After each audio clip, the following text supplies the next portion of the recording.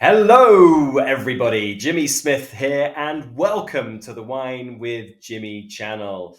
Thank you for clicking buy. Now, this is a wine channel really designed to get you to have the most enjoyment out of the wonderful world of wine. And we are looking here at another sparkling and dazzling series, and we're going to talk about the wonderful wines of South Africa in terms of their sparkling, specifically Cap Classique, formerly known as Method Cap Classique. So, real emerging, if not emerge category, making some of the most well respected traditional method sparkling wines from around the new world. So this is a series split into two. Part one, this one is available as free content. Part two is only available to those of you that are subscribing to my e-learning platform over at www.winewithjimmy.com. If you do have any comments or questions, perhaps you want to share your experience with the sparkling wines of South Africa, then please do get in touch. Okay, so South Africa produces sort of two main categories of sparkling wine. They have inexpensive, carbonated, often sweet sparkling wine, which is consumed most often locally in the domestic market and also in the sub Saharan territories like Angola, Mozambique, and Nigeria. Those wines generally are acceptable. But there is also then the exciting traditional method sparkling wine known as Cap Classique, which is really a rapidly growing market, typically made from Chardonnay, Pinot Noir, and Chenin Blanc, and even Pinotage. The wines have medium plus acid, medium alcohol, with lovely ripe citric and apple notes and varying levels of autolysis. They're mid to premium price and they're good to very good. Now, carbonated wines have been made in South Africa for a very long time, but Cap Classique came about in the year 1971 when Frans Malan of the Simmonsig estate decided to establish champagne style South African sparkling wine, obviously after a visit to France, like they typically all do. This was the first Cap Classique, released under the name Caps Vonkel or Cape Sparkle, as you'll see on your slide, and it was based on Chenin Blanc. Now, today, more than 250 vineyards in South Africa specialize in Cap Classique, and most of them center around Somerset West towards Stellenbosch, just north of False Bay.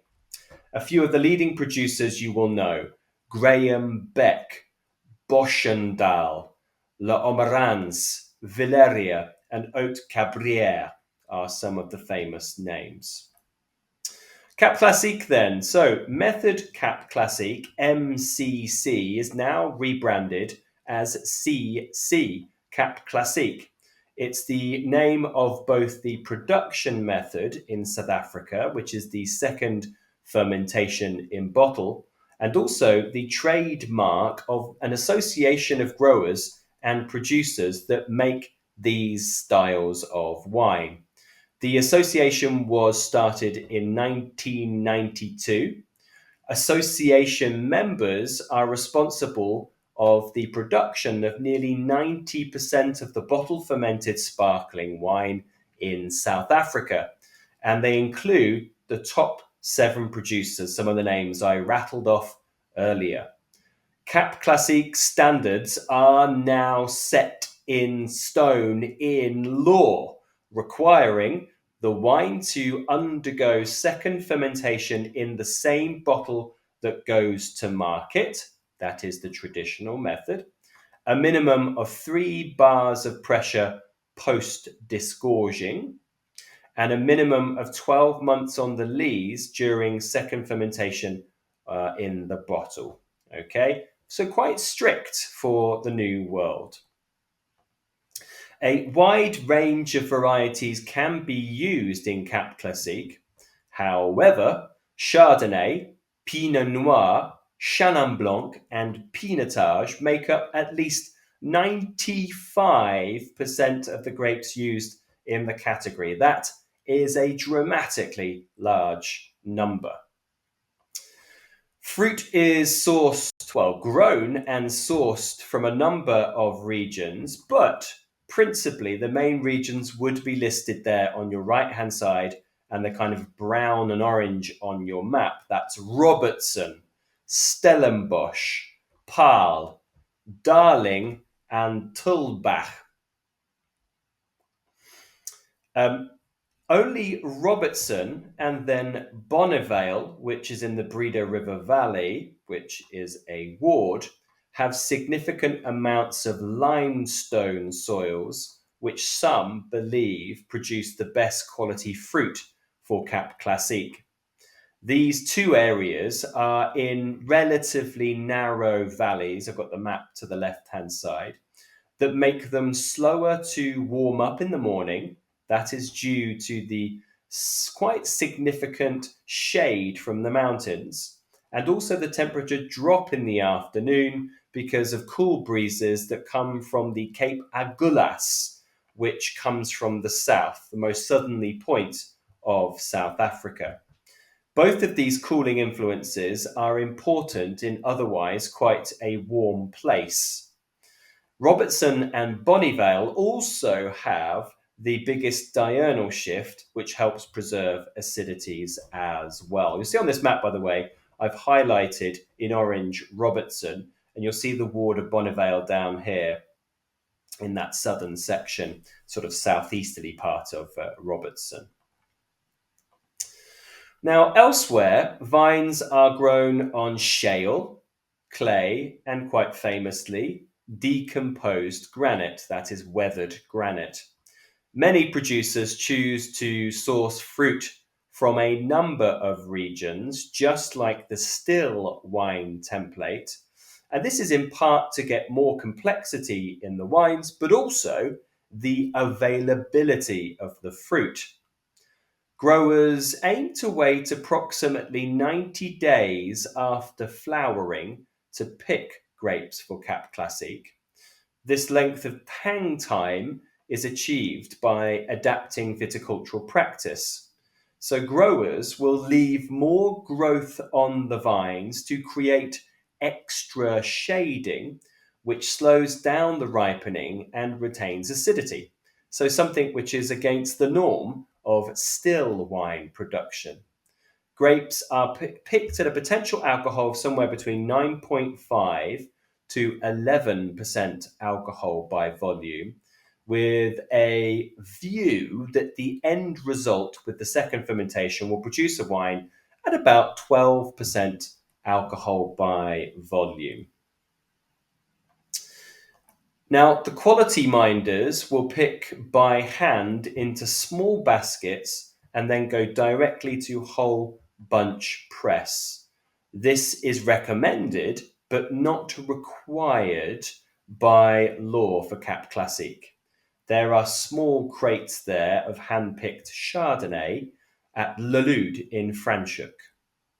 I think we're going to see quite a few pictures from that estate. It's a wonderful estate.